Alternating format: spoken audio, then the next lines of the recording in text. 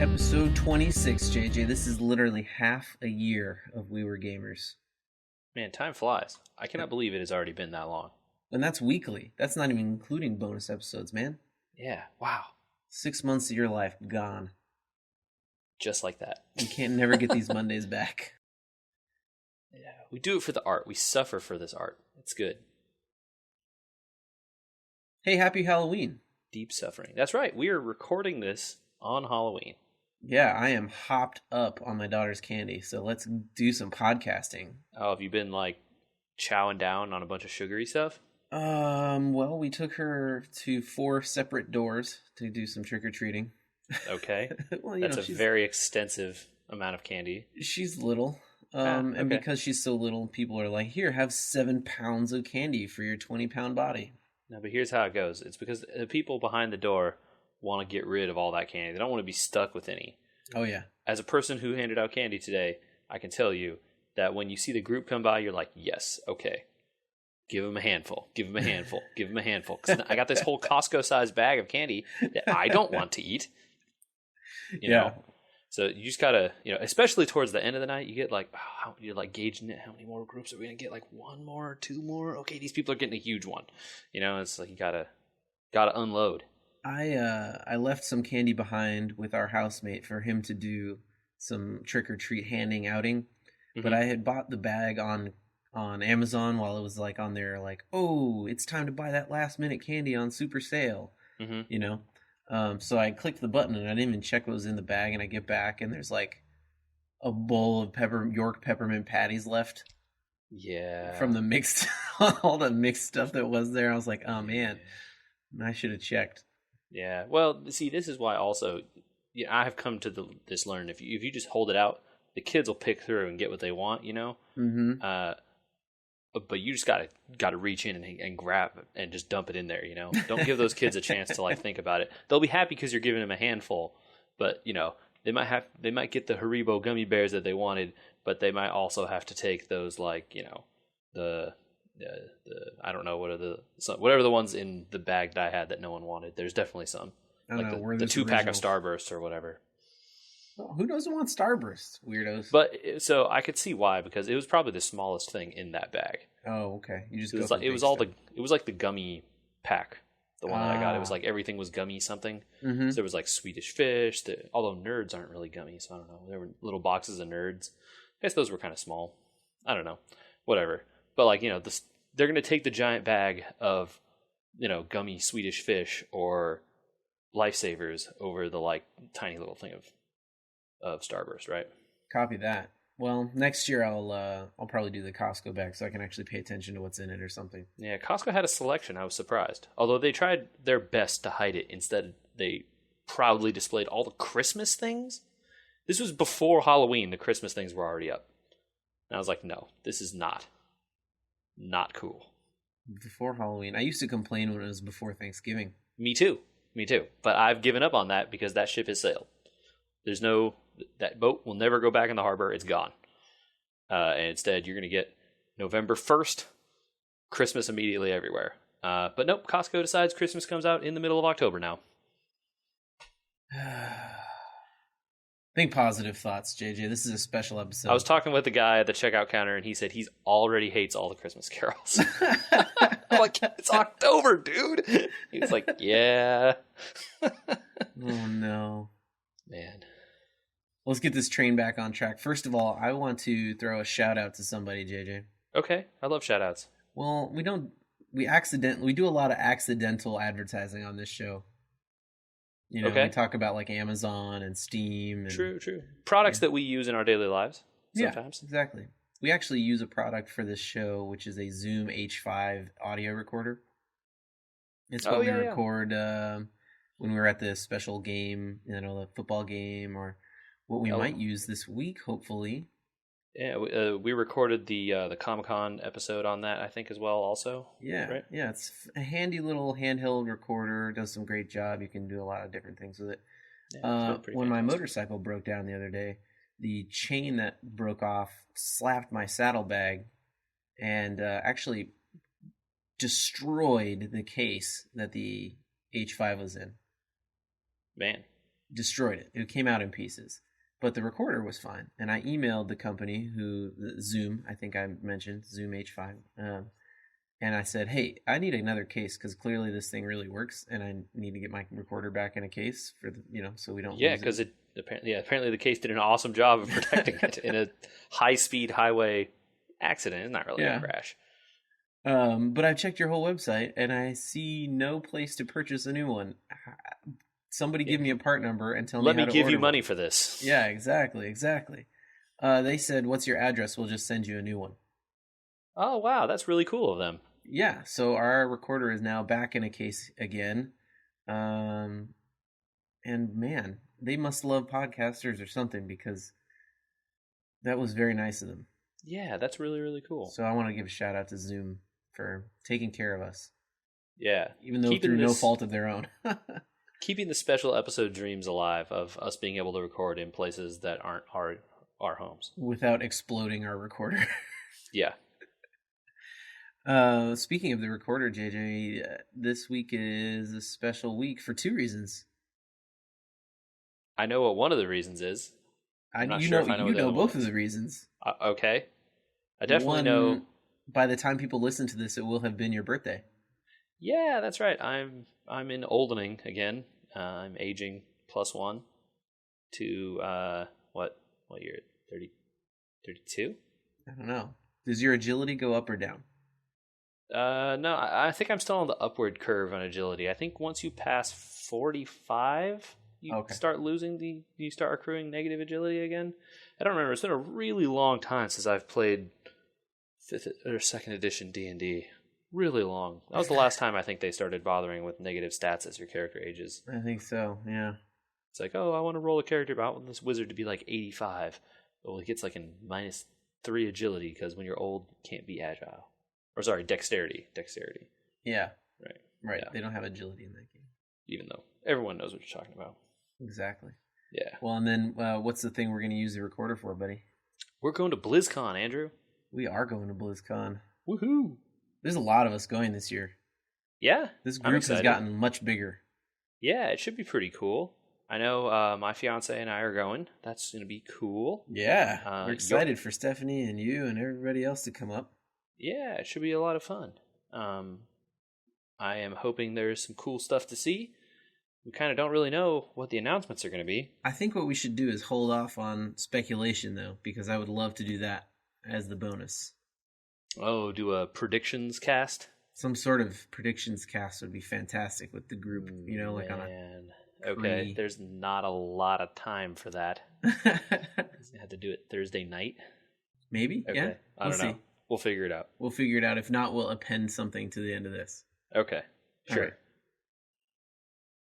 Yeah, but BlizzCon's looking like it's going to be pretty cool this year. There's the rumblings of the internet out there, potential cool things happening. So I'm excited. Stay tuned. Bonus episode. Yeah, I'm excited. And Andrew, something else that is happening at BlizzCon that does not need a prediction because they have announced it. There is a Challenge Stone tournament taking place there for the Hearthstone exhibition this year. This is in addition to the final 8. In addition to the final 8. Correct, okay. Yes. Did your player make it into the final 8? As we discussed last week, you could pick. Yes, he did. All right. Who'd you pick? I picked Pavel in the last group. All right. So everyone I know that has picked someone that I specifically asked them who they picked, their player has gotten into the top 8. Yeah. My fiance Stephanie also picked someone, and her pick Hamster got in. All right. The only player bringing Priest, and he won, which is, pretty good. Yeah. No joke. Yeah. So, I think, I don't know, who did you pick, Andrew? Hot Meowth. Yeah. He did USA. Yeah.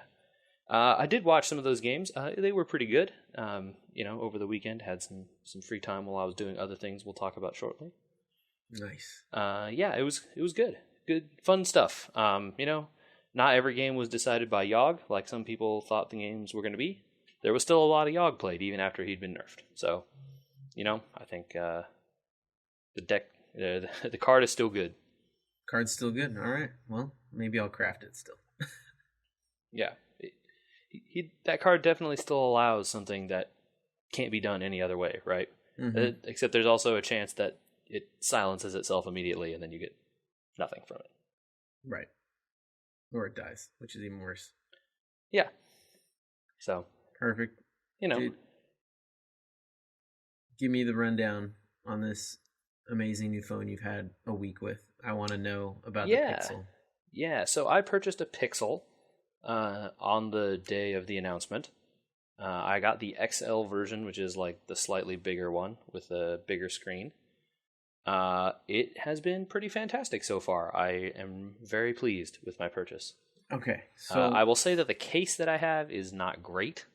Well, but I have seen other people at work or other friends that have them, and there are better cases than the one I have. Oh, okay. I was going to say it's a kind of a new phone, new form factor. They might not have it down yet, you know? Yeah, the case that I got was the like just the like first one I saw on Amazon or whatever. It's not that fancy. You'll see when you see it. Maybe I'll post a picture to the Instagram account, but it's just like some slightly frosted glass and is hard plastic. It doesn't feel great.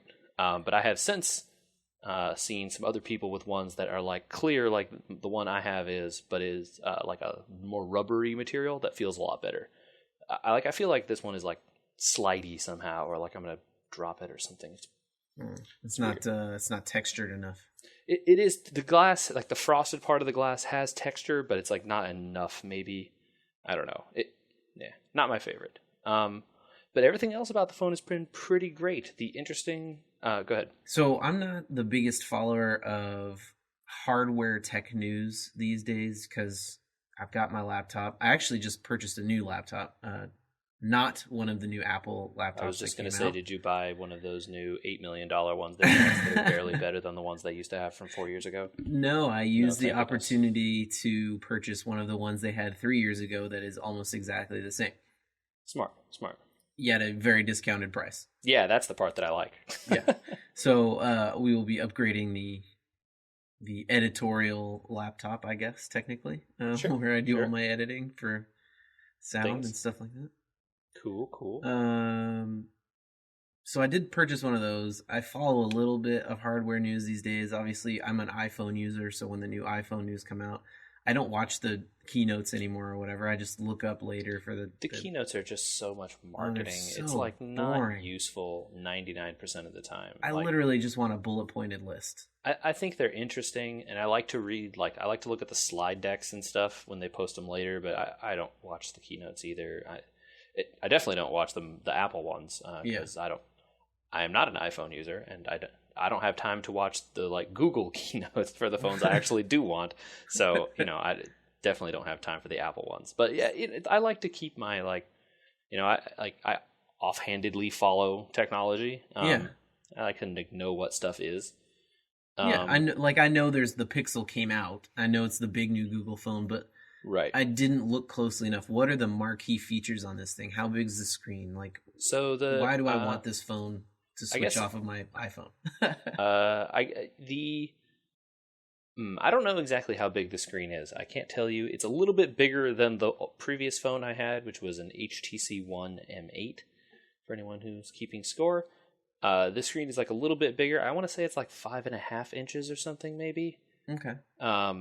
So it still fits in one hand, but it's probably the upper limit of a size I would want to hold with one hand. Not as big as the Plus that I used to have. Unclear because I don't know exactly how big that is. My phablet was you had one of those huge ones. Yeah, no, I think it's a little smaller than that. But we're in almost that range. There's a smaller version that has a slightly smaller screen that is I think it's a 5-inch screen. That screen is a 1080 screen. This screen is a 1440p screen, so it's like slightly bigger, more pixels, whatever. The cool stuff that comes in it, the best feature, which now is I'm afraid to say the phrase because it's going to actually turn the phone on here while I'm sitting here recording with you, is the Google Assistant. So they have done a lot of work. I can say it and not turn your phone on, right? No, yeah, it won't be able to hear you. Okay, so I think you say "Okay Google," That's correct. and it turns the phone on. It activates like a Siri-like feature. Mm-hmm. And the OK Google phrase has been around for a while, actually. This isn't the first phone to have that. What is different is they have now like branded that like speech technology or whatever and calling this thing Google Assistant. And what the Assistant does is that it's a lot better at figuring out using the natural language processing to figure out what, and like the cloud and a bunch of fancy technology words. But like figuring out what, when you just say stuff, you don't have to be like very regimented phrases. You can just say, Google, I want you to, I'm purposely not saying the phrase correctly because I don't want my phone over here to like beep and ruin the cast. Google, open my appointments for today. And it'll go, okay, here's a list of your appointments. And like read to you all the meetings or whatever that you have scheduled for that day. I can also just say, Google, give me a rundown of my day. Or, a numerous other phrases. It'll figure out what you want and give you what you asked for. Now, how is this above and beyond what Siri has provided to us over on iDevices forever? So I don't know. I haven't used Siri extensively, but I can tell you that I was able to have it successfully, do stuff like send text messages with, word contents and stuff that were, I would say stuff like, send Stephanie a text, I'm on my way home, I'll see you soon. And it built the text message with the periods and stuff where you would think it would be in, contractions and the whole thing, and then sent it. It's a very cool feature in that it also will it has a lot of integration with other stuff in the operating system. So you can have it book you an appointment. You can have it send you or send a reservation to Open Table. You can have it do a bunch of other things to activate other apps on your phone. A lot of that is also made possible with this other app actually called If This Then That you can use to link apps together and have one app do multiple things for you. Mm-hmm. And so you can plug that into the Google Assistant, and then you could tell, okay, when I say this phrase, you can specify a phrase, and then it will automatically do an action in a different app. I really like that you can train your phone a little bit that way. That's kind of cool. I wish Siri had some of that is the functionality of the If This Then That or IFTTT app. But the Google Assistant is really good at just figuring out words and what you're saying. Huh. So you don't have to, use very specific phrases and stuff to get the assistant to work correctly. That's kind of cool. Which is it felt to me, at least in the few times that I've used Siri, I couldn't get Siri. It's also weird because you usually get to do the training stuff, right? So it doesn't really respond to me. It would be responding to someone else's voice. So it felt like I could just talk to the phone and have it do what I want rather than having to use the commands for the phone. Does that make sense? Yeah, a little bit. Have you been following? There's been kind of a interesting movement a little bit with the Alexa, especially. Yes, a little bit. Amazon Assistant right. on their Echo devices. Mm-hmm. So Google also, at the same thing where they revealed this phone, is releasing a product called Google Home, which is a similar device to the Alexa Echo thing. It's just a little pod with a speaker on the top that sits in your house, and you can just ask it questions with the same catchphrase that opens the phone. Siri has the functionality to also be opened with a catchphrase. You say, "Hey Siri." I don't have it turned on, so I'm not turning my phone on. Yeah. With all these devices, a lot of them record and send out a recording of what you've said seconds before you activate it, meaning that the recorder is always on in a way. Yeah, so in order for it to pick up while the phone is off, right, it has to have some sort of functionality to listen to what's being said. How do you feel about the privacy issues of that? There's been a lot of talk about the privacy issues behind this and how much information a company is then gathering beyond what you think it's gathering. Yeah, no, I mean, I'm pretty sure that the phone... So, if this goes to show you, right, I would say about the minute after I was engaged, Google started showing me ads for like wedding things. So it already Google knew. showed you that, Yeah, not like just Facebook.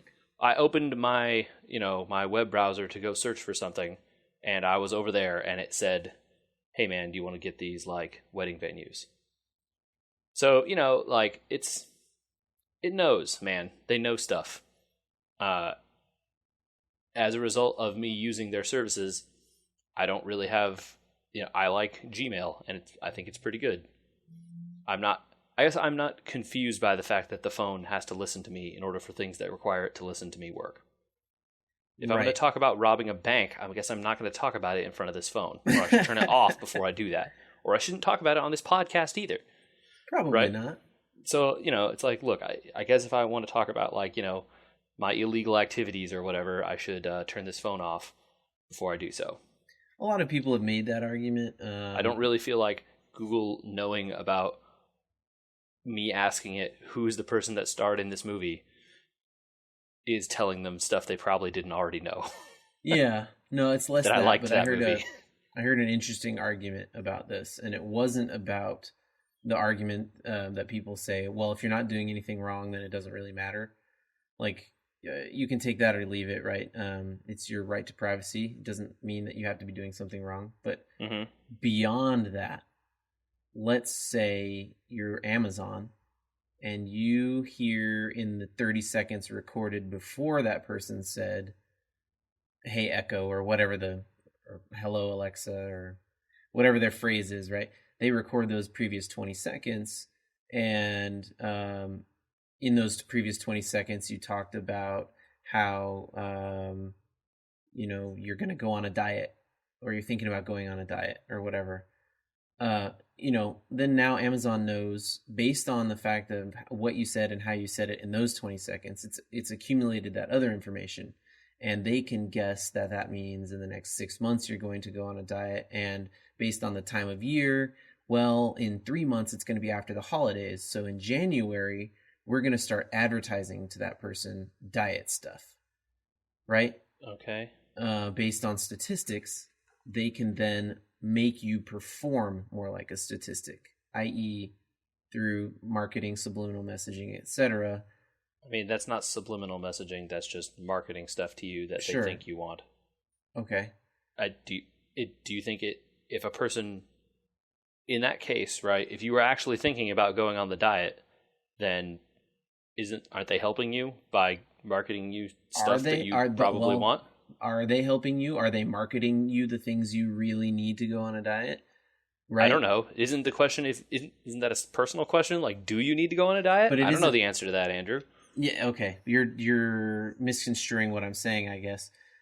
It's not always that, yes, maybe the person needs to go on the diet, etc. But when they, the first 3 ads you see are for muscle milk, is that really what you need for your diet? Right? Or maybe that person doesn't need advertised materials. They need to go be put with a nutritionist instead, right? Because possibly, they don't eat correct. A person who is serious about, going on a diet and losing weight would probably be wise not to just click on ads that show up on Amazon or wherever. Look, I agree with you, but the whole point of that is that they know, based on connecting these materials in something you did not think was recorded, because they record time beforehand. It's not like you asked Alexa, please get me a whole bunch of dieting materials. You were talking about it previous to what you asked Alexa, and they recorded it, right? Because that's what their system does, and they can then use that information. They are able to, through these things, try to make you behave more like what they think you should behave like, instead of what you maybe need instead, right? Okay, I think I understand your point. I just disagree that people are just going to do what marketers want all the time. I don't think... If you think that just because something is being marketed to you that you will then go buy that thing, then I feel like you are the statistic, and you were not actually, considering your own options fairly. Like I I don't know what to say other than like it's up to the person then, right? If they actually were intending to embark on this, health quest, or, this desire to get their nutrition in a certain shape, that they would need to then go, seek out those things themselves. Well, there's two questions, I guess, that I don't know the answer to, and I don't know that anybody knows the answer to. But the two questions aren't whether or not that person should or should not be looking at that stuff. It's whether Amazon should even have that information based on just listening to you and recording conversation that you have, aside from what you tell them, right? And two, yes, obviously, people that don't need these things are marketed to because marketing works. Maybe not for you and maybe not for me, because you and I are embedded in how these things work a little bit more than most people. Okay. But it does work. So it seems a little bit unfair, kind of. I mean, I can understand the argument of maybe they shouldn't have that information in the first place. But I can also understand the reverse argument that if you actually were going on a diet, or, we're using this as the example. Mm-hmm. It's the easiest example for sure. Because sure. It's one that they have released statistics about. Then, in theory, they would be marketing to you products that actually would help you with that in some way, right? Well, cynically, no. They're going to market you products that are paid for by their partners and arguably are not the best thing for you. They are the best thing for them. That's, I suppose, aside the point. But they could also be marketing to you things that are probably also their partners that actually would help you, right? So, like, the ethics of what the company chooses to market to you is, kind of not the discussion here. The discussion we're talking about is like, should they be allowed to market to you based on this information? I don't know. Is there some kind of disclaimer or something that you get when you buy the thing that tells you that stuff? I would assume. I mean, it's in that 700-page thing they make you click accept on. So, I don't know. Those kinds of 700-page agreements are struck down by courts relatively frequently as unenforceable because no person ever reads them. At least in California. Hard to say how those things fare nationally. But, it's it's a privacy issue probably exists, sure. But, you can turn those things off. Yeah. You can disable that Alexa feature from that. You can disable the Google feature on this phone if you want. So yeah, and I know it's off track to talking about the Pixel, but I thought it was an interesting segment of technology going forward to wonder about these sorts of things a little bit. Yeah, I mean, and one of the reasons I do have mine turned off. It's if that is your opinion, then you are absolutely within your right to turn that stuff off. And more power to you, man. Like, that's fine. There's nothing wrong with it. It is, however, a big feature that they have been talking about and showing in the commercials. So how do you employ your OK Google daily? No, not every day, but it's pretty useful for stuff like when I get a text message in the car, and I can have it read me the text. I can then have it reply, without having to pick up my phone. It's just sitting over there on the side of my car. I can then have it reply to whoever had sent something and, send a reply of, I'm on my way home or whatever. Nice. It's stuff like that. It's very nice for, the hands-free sort of situation where, like, especially when I'm in the car, because the Bluetooth in this does not connect to the old style Bluetooth in my car. Really? Yeah. I have not had a phone that has connected to my car with Bluetooth in, it's been a while. Since like almost when I first got the car, like the second phone I got after my car stopped working. Oh, bummer. It's like an old Bluetooth spec that new phones don't use anymore. And they can't update it for you? Maybe they could, but do I want to pay those hundreds of dollars just to do that? Probably not. I haven't ever bothered to investigate that because it's not worth the amount of money I'm sure it would cost. So yeah, but it's not bad. It's useful. The other thing is there's now a fingerprint scanner on the back. Okay, kind of like another iPhone feature. Right. So you can unlock the phone with your fingerprint.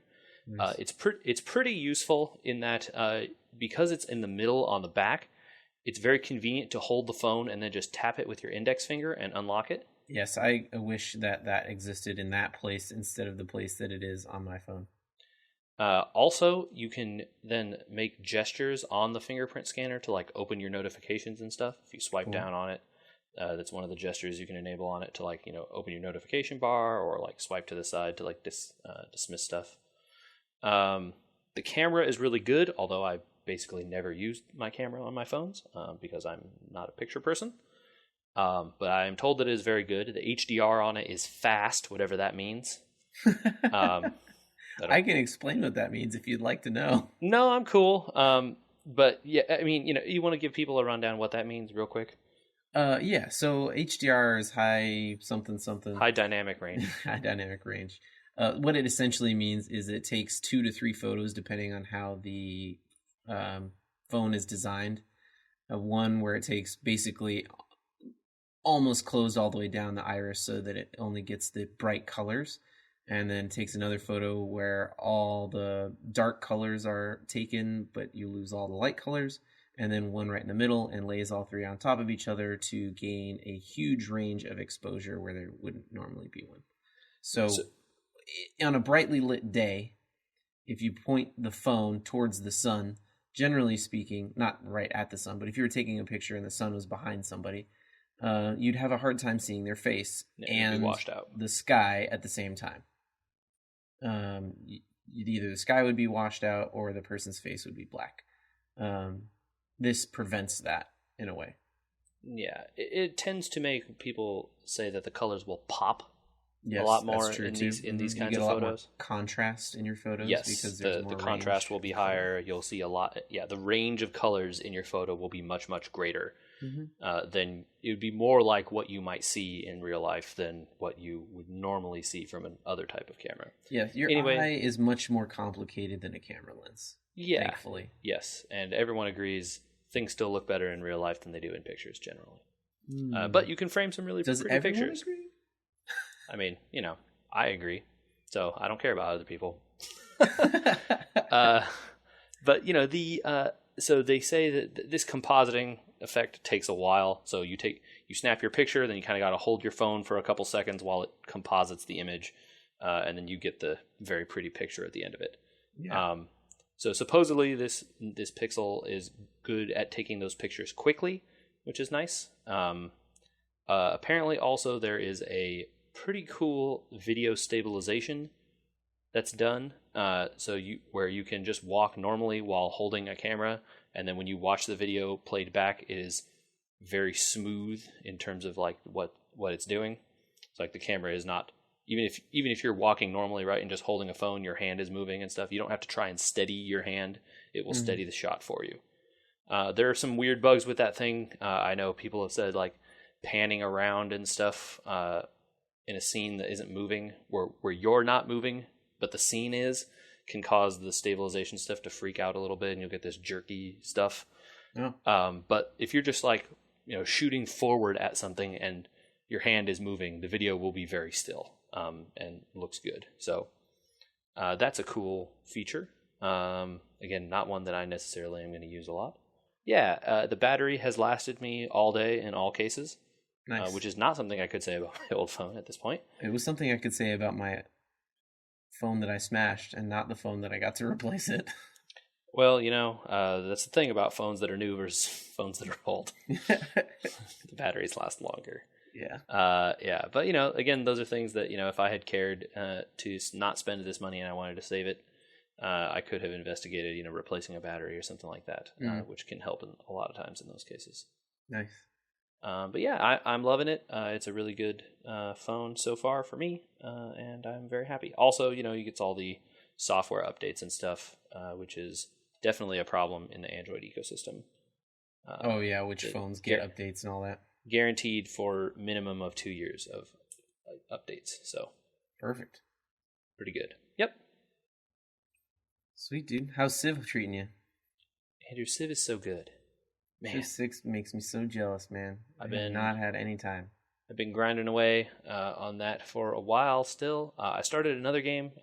We mentioned that I had just won the science victory as Rome in the previous episode, I think. Was that? All right. Yeah. You had just You had just had a tough time of it, and then decided to go science, and Rome got you there.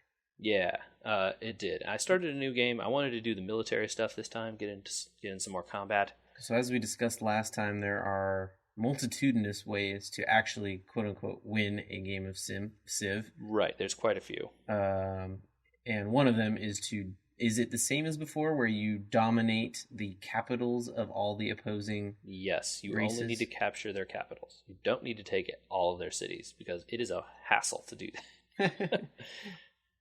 So also the other weird thing about it was in Civ 5 was the person last in possession of their original capital won the military victory. So if you took all the capitals and then lost your own to somebody else, Oh, they would win? and they still had theirs, then they would win. Yeah, I'd believe that. Okay. So that's still the case. How did your military game go? Who'd you use? I am not done with that game yet. Oh, okay. I'm playing as Montezuma, the Aztec. Nice. Yeah. The Aztec leader. He is a somewhat warring type race. I don't know that necessarily I chose the greatest guy. His special ability is that they get all his military units get +1 attack per different type of luxury resource he has. So that's pretty cool. So you'll have maybe 3 or 4 bonus attack over a unit of the same type from another Civ, with assuming all other things were equal. So those kind of bonuses will add up over the years. It's pretty helpful. Not a huge leg up, but +4 attack is about equal to what you could get from some of the Civic cards or something. So for free, more or less, pretty good. Nice. In addition to whatever other things you would choose to set there for them. But yeah, it's been interesting. It's definitely shown me a lot more. I had mentioned, I think, that the diplomacy stuff seemed kind of off. And I think I see more now what people were talking about with that. I guess it's worth noting there is no diplomacy victory in this game. They've gotten rid of the World Congress? Yes, there's none of that.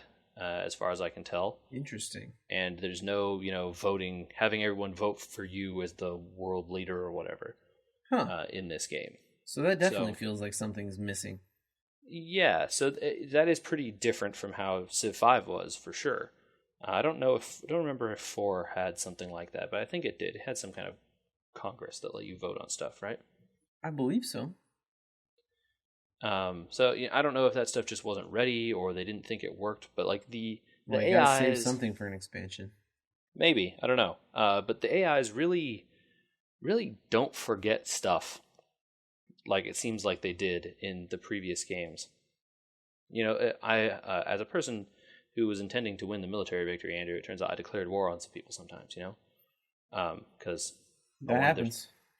Also, their lands were nicer than mine, so I had to take them. Yeah, and they have some really, really pretty capitals, and their stuff looked good, so yeah. I wanted it, so I took it. And they're still mad about it. Well, and then in those games, declaring war on someone incurs a diplomatic penalty. The AI civs tend to not like people who declare war on other people all the time. Out of some amount of self-interest, you could say, well, if they declared war on him, right, you're going to declare war on me, even despite the fact that I would tell them, no, I would never do that, even though I'm absolutely lying through my teeth. You're next.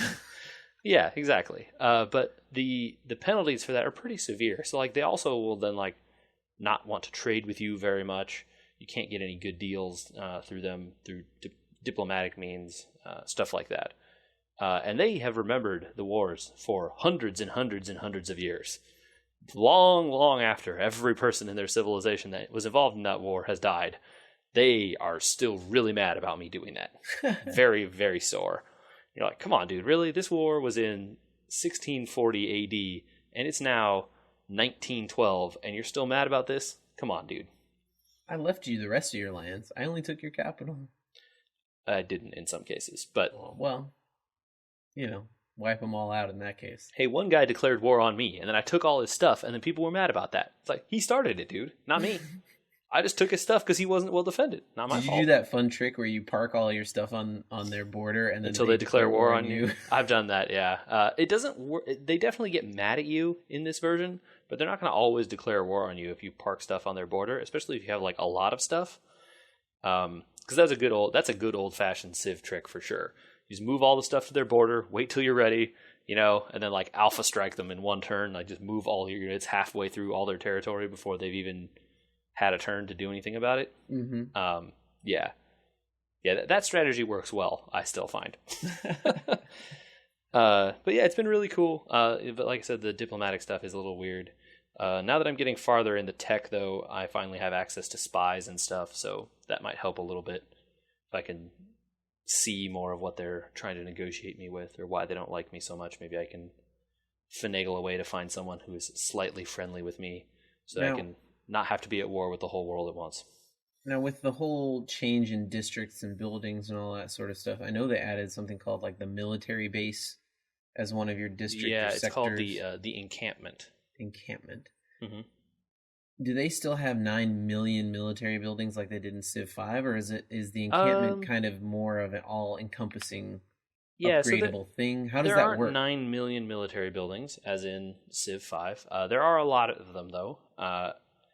And some of them are built in different places depending on what you're doing. So, like, the encampment district acts like almost like a fort or like a mini city inside your area. Camp Pendleton. Sure, yeah. It's like an army base, right? It takes up a tile. It doesn't do any. When you build military units, they'll spawn there instead of in your city center. Oh, interesting. Unless you already have one there, and then they'll spawn in the city. So that can be pretty good. In the harbor too, which you have to obviously build in the water, but ships will spawn in the harbor, obviously, other than your city center. So here's a good tip: don't actually build your city on the coast. You don't need to do that. Unless you just really want those ocean tiles. If you build it inland a little bit, once you get into the water, you can build a harbor there, and then you'll still get boats. Oh, interesting. How many tiles away can you build your harbor? I guess if you wanted to do like the maximum distance away, I think you can go out 3. Wow. That changes things immeasurably. Yeah, but it would take a long time for your culture and stuff to push that border that far. If you wanted to get into boat stuff early, you would have to be like within 1 or 2 tiles. Gotcha. Yeah. Or you'd have to spend a lot of money buying those tiles to get out there, right? Then your city would look like a weird, like, tendril extending out the side. But yeah, so that's a cool feature. But the encampments also can attack like a city can once you've built defenses in the city. The cities can't attack now, right? They can't attack by default. If you build walls, the like defensive fortifications, that allows them to attack. Oh, okay. And it also adds like a second layer of health around the city. I think that was the way it was before, right? In Civ 5, it increased the attack power of the city. This does that too, yeah. Like the city had like 1 number before. So there's like 2 numbers now, but things damage them at different rates. And like, if you just have a pikeman and you attack the wall, it's not going to do a lot of damage. But if you have a siege weapon, the siege weapon will wreck that wall. Right. That kind of stuff. Cool. So it's been pretty cool. I've been liking it. The encampments are nice because it's like, oh, do you want to give plus bonuses to cavalry units or plus bonuses to land units? Choose one of these 2 buildings, you get one or the other. And then, your encampment will now specialize in giving, plus 25% experience to land units instead of your cavalry units. And so when you build them there, they can earn promotions faster. Gotcha. That kind of stuff. I haven't seen some stuff that used to always happen in Civ 5 where you'd buy a guy and they'd get like 3 promotions right out the gate because you had plus 50 experience from all these darn buildings or whatever. Yeah, you had a barracks and you had the armory and you had this and that, and then all of a sudden they came out and you clicked 3 upgrades. Yeah, so they don't seem to do that anymore, or they don't do it as much until later. They just get bonus experience gain. Oh, interesting. So it's like, oh, this unit will now get plus 75% experience on stuff that it fights. And so, like, yeah, the first time you kill a barbarian, now you're going to get a level up because you are some rifle guy, and killing barbarians is really easy for you. Uh-huh. Although the barbarians are also riflemen probably at that point, and then you're having a bad day. So, yeah, so it's a cool thing. And you can do some cool stuff with them to create like little choke points in your cities or in valleys and stuff. Because it can attack, it can also be attacked, right? And so it's like another little mini area in your city that can attack. So you can space it out on the other side of your city's over here, but your lands have kind of expanded that way. Well, you can put it over on that side so that the exit is closer and more defended with some stuff, and like put it facing towards that civ because you're expecting them to attack you, that kind of stuff. It's cool, pretty cool. Yeah. I've really been enjoying the military stuff so far. It's been pretty good. It's tough though. In Civ 5, the happiness was global across your whole empire. Right. Yeah, you could kind of manage your whole empire from one little number. Right. And so as long as you had a lot of happiness somewhere, you could fight for a really long time because your cities would be good. Right? It's like even if you had one city that was basically completely on fire or like in the middle of a war for like 300 years, they could deal because you had a bunch of circuses or something somewhere else. In this game, because the happiness and stuff is managed per city, if you like keep fighting for too long, the war weariness stat will pull down the number of amenities in your city a lot, and such that you'll get like revolutions and rioting breaking out a lot more frequently. So I have seen like twice already in this game the riots where like a bunch of barbarians, quote unquote, rioters spawn inside your own territory. It's real hassle. The city is still under your control, but now you have like these 4 units rampaging around inside your farms and stuff, burning all your lands, and that sucks. Is it easy to keep track or figure out when a city's unhappy? Like, and the game reminds you all the time. Oh, okay, good. Yeah, so there's a little number. There's a number for housing, how many citizens can be in a city, and if you are getting close to the maximum number, it reminds you, hey, this city needs more housing if it wants to keep growing. And then if you neglect to build more housing and it stays that way for too long, after it grows, people will start leaving and your city can start losing people. That takes a pretty long time. You could build a house in that amount of time, dude. Come on. So that isn't as much of an issue, but the other stat that every city has is the number of amenities.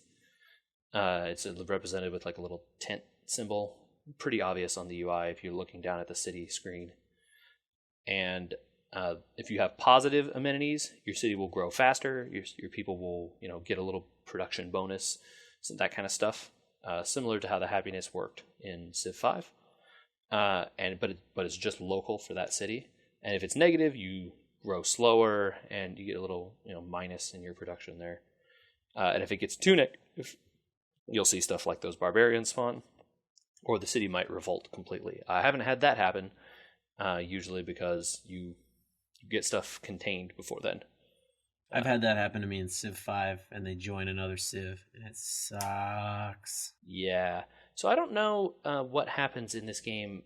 I got pretty close to it at one point, but then he declared war on me, so I took it before it happened. But like, what happens if your culture pushes all the way through another town's area?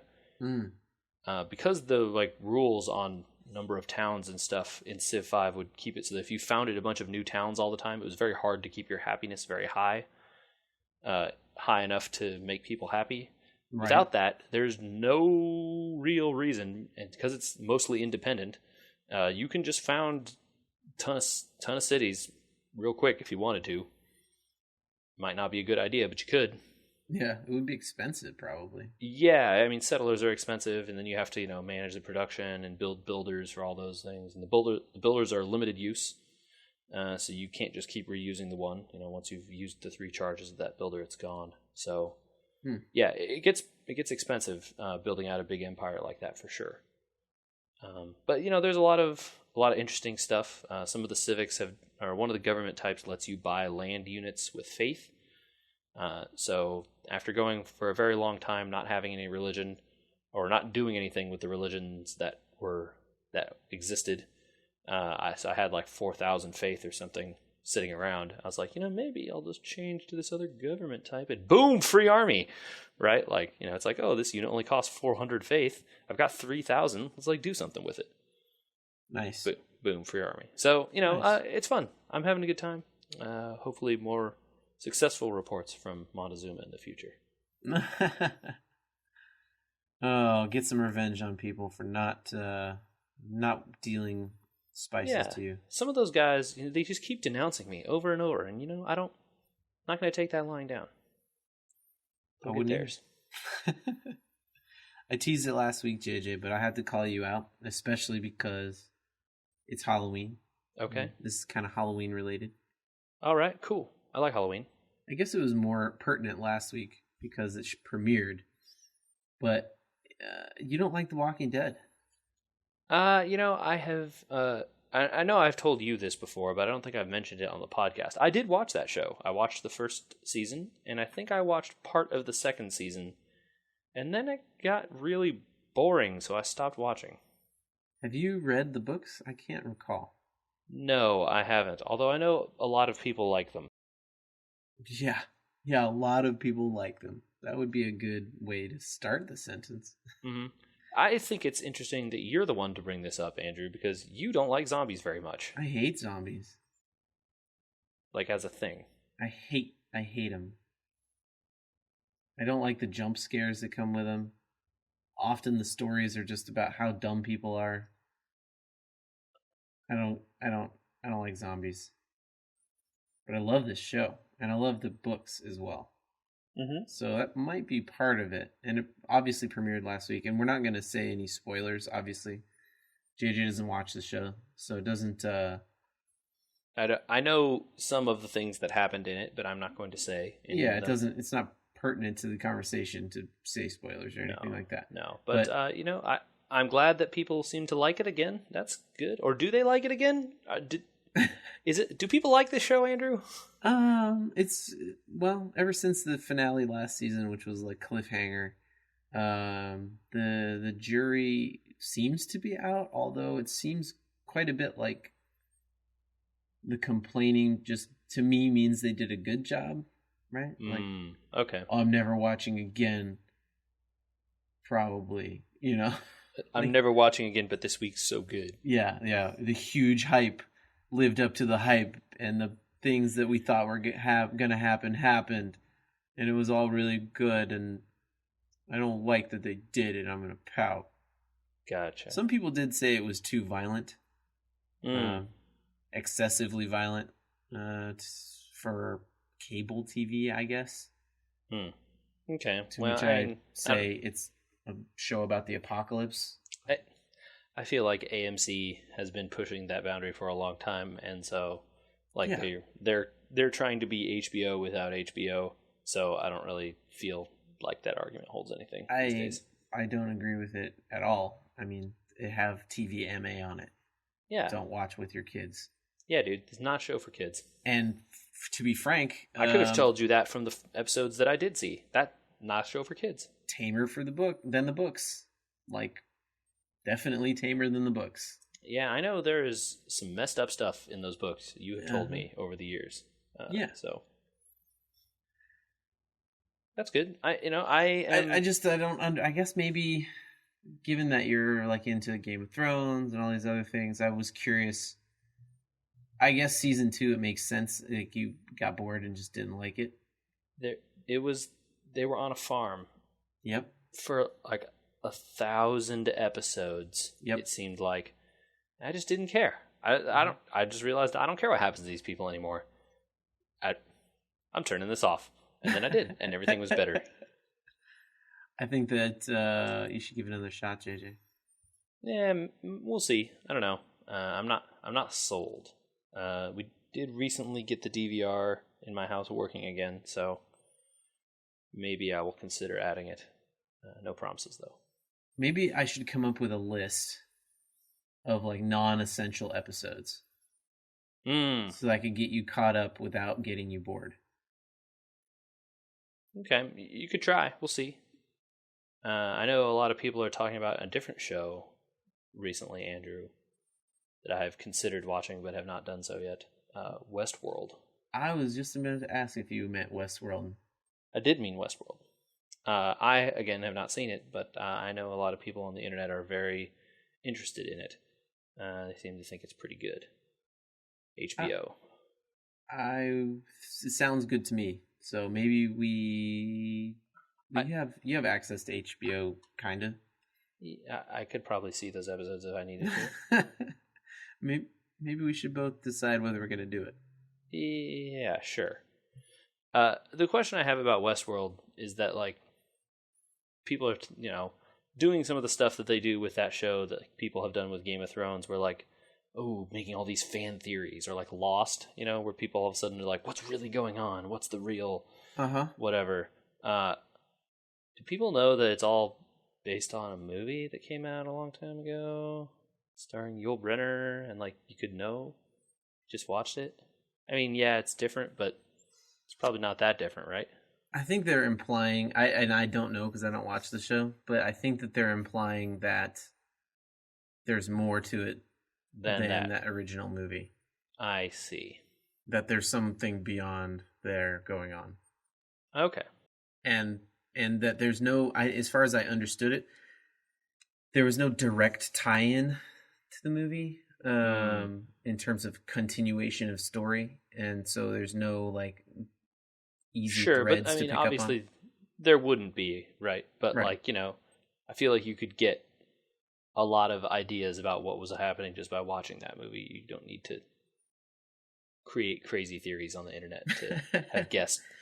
That's one reason to love Game of Thrones and Walking Dead. I mean, the books tell you most of the stuff that's going to happen next, and even if in some cases, I think more than others, The Walking Dead, I think the books have laid out pretty clearly where some of the characters go. I don't know how far they're deviating from those, though. They changed a lot of them. Part of the reason that second season was so bad was that they let a character live a lot longer than he should have. He was dead long before, and I said he, but I don't think that gives anything away because a lot of he's die in season 2. But he was dead before that season should have began. Anyway. I see. And it would have moved the story along faster. Point being, I think that, yeah, they change a lot of stuff, but at the same token, they have a clip that they're going to go at, just like Game of Thrones has a clip it's going to go at, and there's less and less side stuff to worry about. Like, how many tangents could they go on? How is this connected? Lost had that problem where Lost didn't answer any of those questions. They just decided to end the show because the show ended. But they weren't funneled, right? They weren't funneled to answer those questions. On either side, there's a book containing you, right? Yeah. So I wonder if Westworld ends up in that market as well. But I don't know because I haven't watched it. I was curious, like, if you, I was going to call you out on it because you said you didn't like it, but with all the recent hullabaloo on the internet, if you had any interest in watching a show that is about things that I don't like and that I still love. Yeah, I don't know. I'm not that tempted by Walking Dead. Maybe Westworld. I don't know. Just not. I'm not big on TV. I don't know how you can know that I hate zombies as much as I hate zombies and then not be intrigued by me watching the zombie show. Yeah, I thought it was interesting when you initially agreed to watch the early seasons of it back then, and I thought it was confusing, to be honest. It was confusing initially, right? Because initially it was all about jump scares and people doing stupid stuff. I don't know. There wasn't that many. The first season had some. Yeah. And then as the story has gone on, I mean, it's literally just a backdrop, right? Like, they're just there. Yeah. It's like, oh, we gotta be quiet here. There's zombies. Thankfully, the one thing I did like about that show was that they used the zombies generally in order to tell stories about people most of the time. The stories were not about the zombies. The zombies were just there to cause action in the story of the people. It's no World War Z, right? Where they're like, we gotta go find the cure, fly planes to Seoul, Korea, and Iceland, and please just no. Yeah, it's just like, nah, the CDC blew. There's no saving us. Yeah, so that was cool. Yeah, I didn't, like I said, that first season I liked, and then I just got bored with the show, and I was like, eh. I know it has a lot of fans out there, and I'm sorry that I don't like a thing that you like. Maybe maybe less fans after this season premiere. I don't know. Mm. I don't know. Mm. It's hard to gauge stuff, dude. It's a bummer You that don't have your watch finger it. on the pulse of the internet, Andrew, is that what you're saying? I don't know. I guess I don't care. I mean, that seems fair. Right? Like people complain about anything. Like, Mm-hmm. That's true. wow, they had this huge premiere and you had 6 months to guess the cliffhanger and half of you guessed it. I mean, Congratulations. that seems like something that would happen. Yeah, considering just like Game of Thrones, the first time in the show's history that you had time to make fan theories, and every single one of you made 100 fan theories, and one of your 100 fan theories panned out, and you're mad about it. Like, The reason Game of Thrones is so interesting at this point now is that it has surpassed the books. Like, it's gone past the end. It's telling the end of the story that the books aren't going to get to, maybe ever. I did not. Well, look, Sanderson will always finish a story if you ask him to.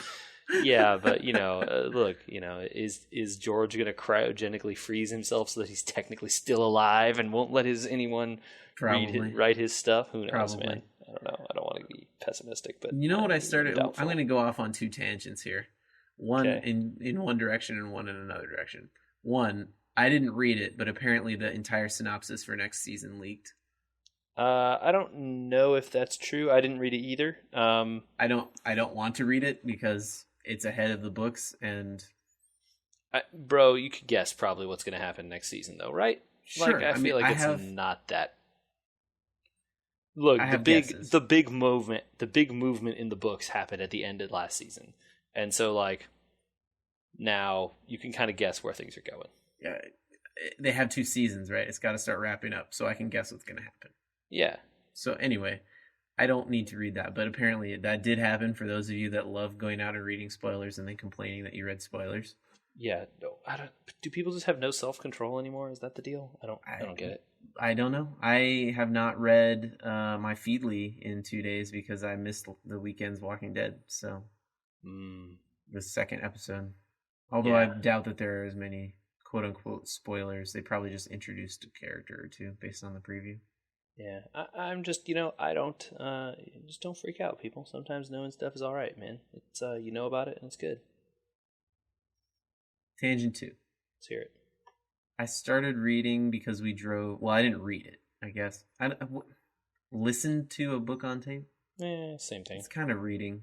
It's not reading. We drove to Arizona this past weekend, and I wanted to listen to something other than music for the 7 hours that my wife was sleeping in the car.